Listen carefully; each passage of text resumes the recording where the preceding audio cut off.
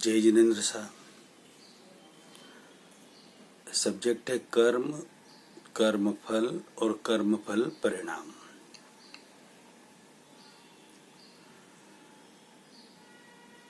Last video में हमने समझा था कि हम धार्मिक किसी भी तरह की कोई भी क्रिया करें, बाहरी लोगों को दिखती हुई, आंतरिक नहीं, अंतर तप होगा तो आत्मा के ऊपर से जो कषायों का आवरण है, छड़ रिपु को जो आवरण है, छड़ रिपु का, वो आंशिक भी, अंश मात्र भी मिटेगा, निर्जरा होगी उसकी और आत्म उज्ज्वलता होगी। भले वो अंश मात्र हो लेकिन होगी।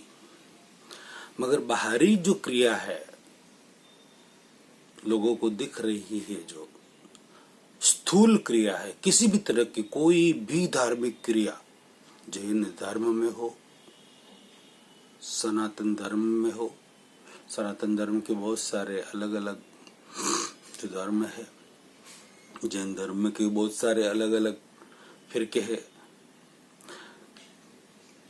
या और कोई भी धर्म में किसी भी तरह की कोई भी क्रिया हो, स्थूल रूप से जो दिख रही है, सबको समझ में आ रही है, वो सारी क्रिया पूर्व भाव के कोज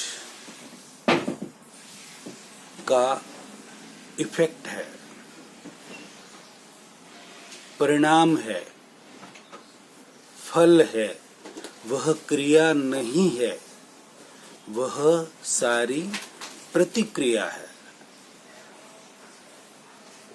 सब यही मान रहे हैं आज दिन तक कि हम ये क्रिया कर रहे हैं, हम ये क्रिया कर रहे हैं, हम वो क्रिया कर रहे हैं। अरे मेरे प्यारे भाइयों और बहनों, आप वह क्रिया नहीं कर रहे, वो तो पूर्व भव के क्रिया की प्रतिक्रिया कर रहे हो। आप जो क्रिया आप करके आए उसकी प्रतिक्रिया कर रहे हो। वो अपने आप हो रही है, आपको सहज सहज प्रेरणा के अनुसार अपने आप हो रही है। हाँ, उसमें आपको यूं लगता है कि हम मेहनत कर रहे हैं, परिश्रम कर रहे हैं,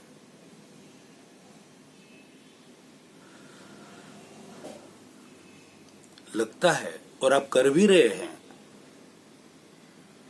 लेकिन वो परिश्रम भी आपको एक प्रेरणा के अनुरूप फर्जियात या मर्जियात, फर्जियात या मर्जियात आपको करना पड़ता है।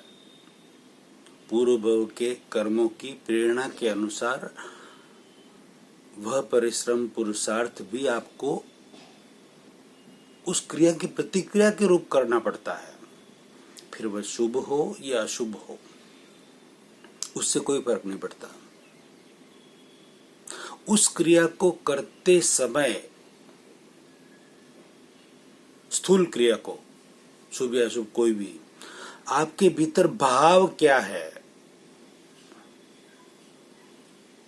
उससे नए कर्मों का बंधन होता है, नए बीज गिरते हैं, नया कोज क्रिएट होता है भाव से।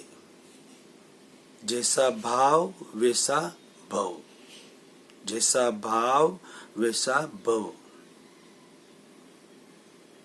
उससे नए बीज गिरेंगे।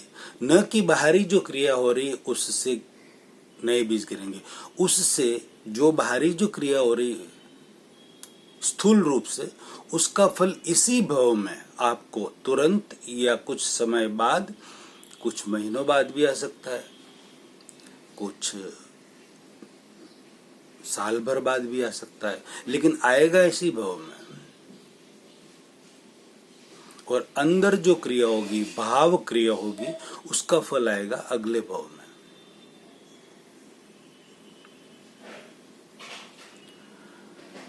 अब हम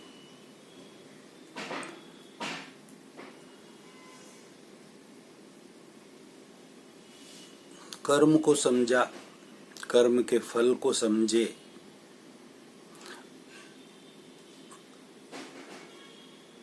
कर्म के प्रतिफल को समझते हैं। कर्म, कर्म फल और कर्म फल परिणाम।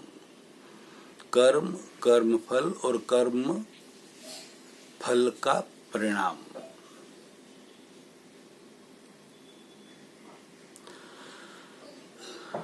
कर्म फल परिणाम समझिए। जैसे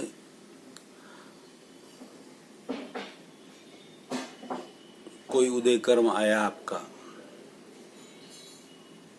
और उस उदय कर्म के अनुसार आप कार्य कर रहे हैं, सहजा सहज अंदर से प्रेरणा मिली, कार्य कर रहे हैं। कोई जो आप कार्य कर रहे हैं वह शुभ भी हो सकता है, अशुभ भी हो सकता है। तो शुभ कार्य होगा आपका, लोगों को दिखेगा कि नहीं बहुत अच्छा कर रहे हैं।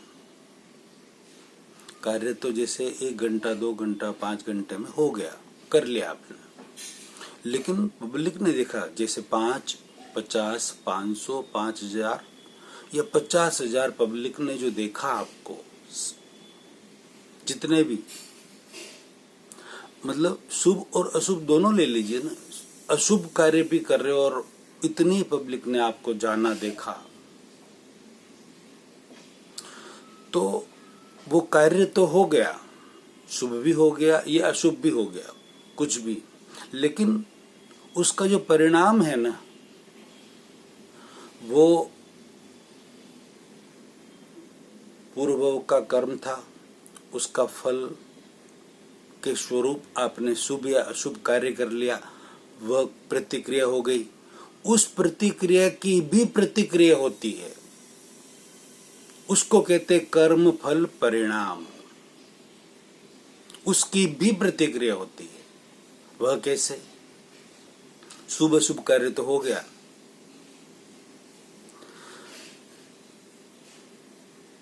2-5 घंटे में पूरा हो गया, लेकिन जब तक वह जो कार्य है लोगों को याद रहेगा, तब तक उसकी प्रतिक्रिया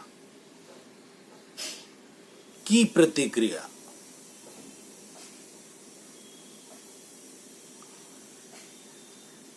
आती रहेगी, शुभ की भी अशुभ की भी आती है ना। जैसे किसी ने यात्रा निकाली, अपने यहाँ से सैकड़ों हजारों लोगों को लेके गए, 2 दिन 5 दिन 10 दिन में वो यात्रा पूरी हो गई, कार्य पूरा हो गया,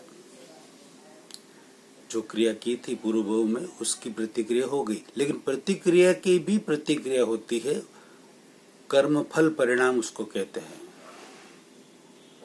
बाद में वह जितनी आपने दिल से वो प्रतिक्रिया की है, कार्य किया है, जो यात्रा निकाली है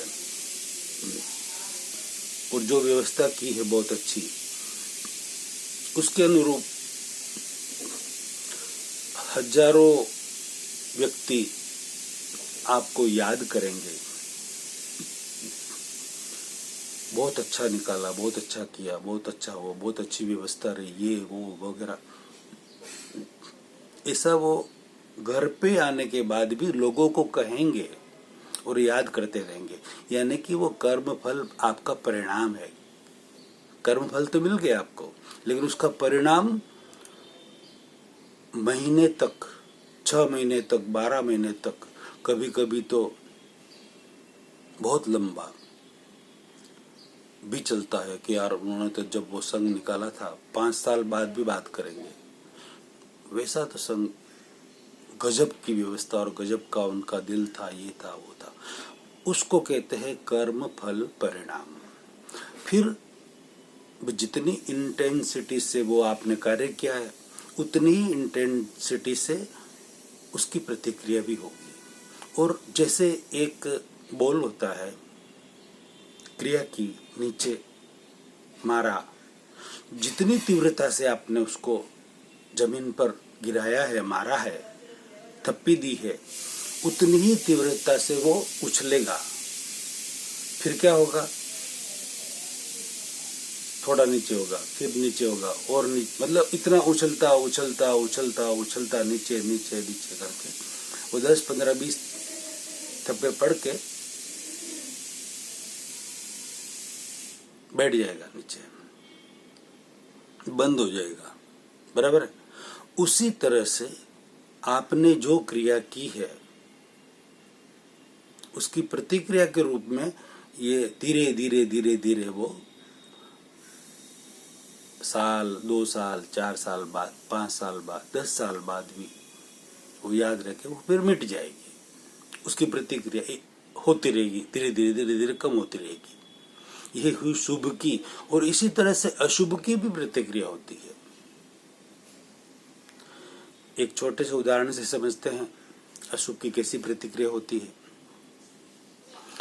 एक भाई चोरी का काम करता था,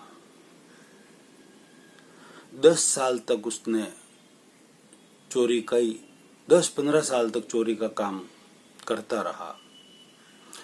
पूरे गांव में, गांव रहना तो गांव में ही था, और जगह में कहीं चोरी करता था, लेकिन पूरे गांव में सबको पता था कि ये भाई चोरी का काम करता है, ये भाई चोर है। ऐसा चोरी, मतलब ऐसा उसका नाम हो गया था। लेकिन मुंह पर तो कौन बोले उसको, सबको पता था।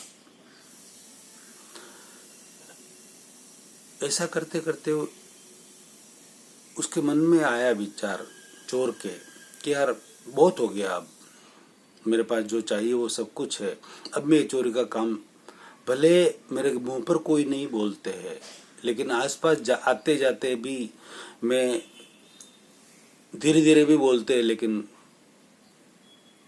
बातें तो सब मेरे पास आई जाती है। चोर है साला, चोर है, चोरी करता है, ऐसा करता है, बहुत गलत करता है। मतलब वो सुन सुन के वो खुद भी कंटाल गया और कब मैं अब छोड़ देना है मुझे। उसने छोड़ दिया कंप्लीट के, आज के बाद मैं चोरी नहीं करूंगा, सौगंध ले लिया। तो भी वो चोरी नहीं कर रहा है, अपने घर पर बैठा है, दूसरा काम कर रहा है, बिजनेस कर रहा है, कुछ धंधा कर रहा है, फिर भी लोग उसे ये चोर, चोर जा रहा है, चोर जा, ये चोरी करने वाला चोर। यानी कि जो किया था ना उसने, उसका क्रिया की थी चोरी की, उसकी प्रतिक्रिया मतलब प्रतिफल, कर्म, कर्मफल और कर्मफल परिणाम। कर्म फल का जो परिणाम है ना, उसे कई वर्षों तक चोर है, चोर है, चोर है, वो समय लगेगा उसको मिटने में, क्योंकि वर्षों तक चोरी की है ना। अब चोरी को बंद किए हुए भी 10 साल बीत गए, 10 साल बीत गए, फिर भी वो कोई न कोई तो उसको चोर बोल ही देता है। और एक दिन की बात है कि पुलिस घर पे आई और उसको पकड़ के लेके गई। 10 साल हो गए चोरी को बंद किए हुए भी, पकड़ के लेके गई। उसने पूछा भाई क्यों ले जा रहे हो, क्या है, क्या दिक्कत है? तो कि ये चोरी का इल्जाम तेरे पर है, ये चोरी तेने की। उसने बोला मैंने नहीं की, मेरे तो 10 साल हो गए चोरी को छोड़ दिया है, चोरी की ही नहीं मैंने, ये गलत इल्जाम है मेरे पर। और रियल में गलत था, उसने चोरी नहीं की थी, उसके ऊपर गलत आरोप लगा दिया गया। और उसे पुलिस पकड़ कर ले गई और वो आरोप सिद्ध भी हो गया और उसे सजा हो गई। अब वो जेल में बैठा है, जेल में बैठा बैठा सोच रहा है कि मैंने ये चोरी नहीं की, मेरे ऊपर गलत इल्जाम लगा और मैं अभी जेल में बैठा हूं। ऐसा क्यों हुआ मेरे साथ? 10 साल हो गए मैं चोरी को छोड़ दिया, मैंने चोरी के काम को, फिर भी मेरे ऊपर ये इल्जाम लगा है। 6-12 महीना उसकी सजा भुगतने के बाद बाहर आया और किसी पहुंचे हुए संत महात्मा के पास गया और पूछा कि ऐसा क्यों हुआ मेरे साथ, मैंने नहीं किया। संत महात्मा ने बोला कि रियल में तेरे नहीं किया? कि नहीं किया, मैं एकदम सही कह रहा हूँ दिल से कि ये काम मैंने नहीं किया, फिर भी मुझे ये सजा मिली। तो अब बता एक बात कि अभी नहीं किया, लेकिन 2-5 साल बाद, 10 साल पहले, पहले 10 साल पहले तू चोरी करता था। महात्मा को तो नहीं पता, महात्मा ने बोला चोरी करता था, तेने चोरी की है? कि हाँ, चोरी तो मैंने की है और मेरा काम ही था चोरी करना और मैं 10-15 साल तक बहुत चोरियां की है। तो बात हो गई पूरी। स्थूल कर्म का स्थूल परिणाम इधर ही भुगतना पड़ता है।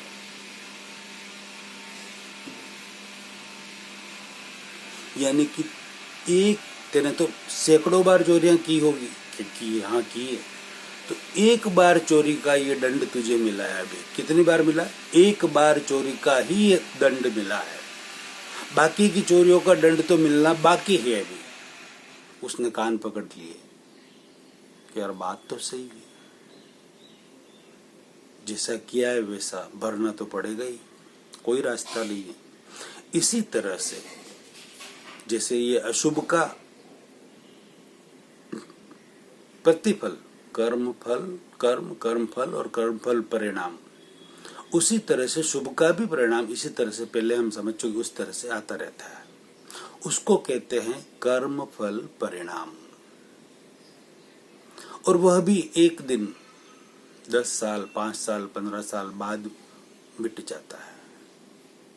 शुभ का हो अशुभ का हो, उसका जितना परिणाम, जितने इंटेंसिटी से वो हुआ है, उतने इंटेंसिटी से वो रहेगा और धीरे धीरे करके मिट जाएगा। ये हुआ कर्म फल परिणाम। अब इसी तरह से हम जितने भी कार्य करते हैं, उन सब के कर्म फल परिणाम भी होते हैं और वो मिलते रहते हैं। ये गूढ़ रहस्यों वाला वीडियो लाखों करोड़ों व्यक्तियों में शेयर करके अनुमोदना का आप पुण्य कमाएं। अब अगले वीडियो में हम ये समझते हैं कि हम हमारे कर्म जो पूर्व भव से लेकर आए हैं वो, और इस भव में जो हम नए सिरे से नए कर्म शुभ या अशुभ बांध रहे हैं, उन कर्मों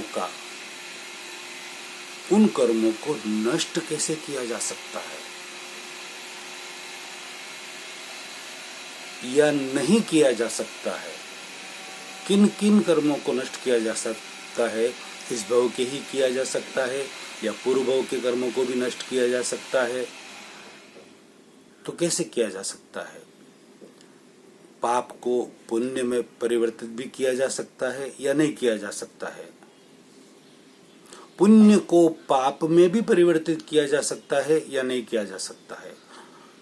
पाप और पुण्य को नष्ट भी किया जा सकता है या नहीं किया जा सकता है? इसको हम अगले वीडियो में, अगले 1-2 जो भी वीडियो बने 3, उसमें अच्छी तरह से समझते हैं कि ये कर्म हम नष्ट कैसे कर सकते हैं। अगला प्रवचन अगले वीडियो में। जय जिनेंद्र साहब।